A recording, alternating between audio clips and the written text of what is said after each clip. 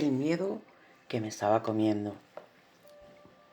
Llevaba años diciendo que sí a todo, sí al café con la compañera que siempre se quejaba de su jefe, sí a quedarse hasta tarde en el trabajo porque total, tú eres la más responsable, sí a cuidar de los hijos de su hermana en el fin de semana porque tú lo haces tan bien, sí a acompañar a su madre al médico aunque ya tenía planes, sí a ese me echas una mano que nunca terminaba en una sola cosa. Decía que sí con una sonrisa, porque decir no le daba pánico. Le daba pánico la cara de decepción de la otra persona. Le daba pánico que pensaran que era una egoísta, que era mala amiga, mala hija, mala compañera. Le daba pánico quedarse sola si empezaba a poner límites. Así que seguía diciendo sí, y cada vez le costaba un pedacito de ella. Por las noches, cuando por fin se quedaba sola, se sentía agotada. No era solamente cansancio físico, era un cansancio del alma, un vacío que se abría cada vez más grande. Miraba su agenda y no veía ni un hueco para ella, ni siquiera para dormir bien. Todo el mundo parecía que la necesitaba, menos ella misma. Empezó a notar que ya no reconocía su propia voz cuando hablaba. Parecía que estaba repitiendo lo que los demás querían oír. Sus propias opiniones se quedaban atascadas en la garganta.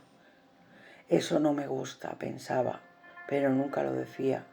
Se tragaba esa frase como se tragaba una pastilla amarga. Un día, después de aceptar por enésima vez ayudar a un amigo con un problema que no era suyo, se sentó en el coche y no arrancó. Se quedó ahí, con las manos en el volante, mirando el vacío. Sintió que algo que nunca había sentido le estaba haciendo daño. Era rabia contenida contra sí misma. ¿Hasta cuándo?, se preguntó en voz alta. ¿Hasta cuándo voy a seguir desapareciendo para que los demás estén cómodos? Esa misma noche pasó algo que todo cambió. Estaba en casa, agotada, cuando sonó el teléfono. Su hermana necesitaba que fuera a buscar a los niños al colegio al día siguiente, porque ella tenía un propósito importante.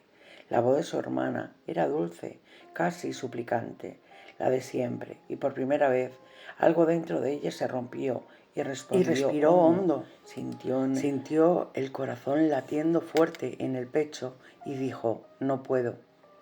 Hubo un silencio al otro lado de la línea. ¿Cómo que no puedes?, preguntó su hermana, claramente sorprendida. No puedo. Mañana tengo que ir al médico. Después necesito descansar. Lo siento, pero esta vez no puedo. Colgó. Las manos la temblaban. Se sentó en el suelo del pasillo y lloró. No porque se sintiera culpable, aunque también sintió culpa, sino porque por primera vez en muchísimo tiempo se había elegido a sí misma, y eso le dolía. Le dolía soltar la imagen de la que siempre está disponible. Dolía el sentir que tal vez algunas personas se enfadarían. Dolía el dejar de ser la versión fácil para los demás. Pero también sintió algo más, un pequeño espacio dentro de ella que empezó a respirar, un espacio que llevaba años aplastado. Al día siguiente hizo algo más.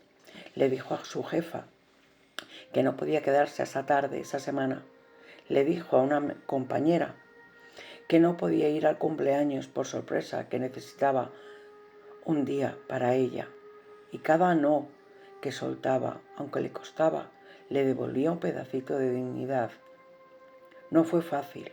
Hubo gente que se enfadó. Hubo silencios incómodos.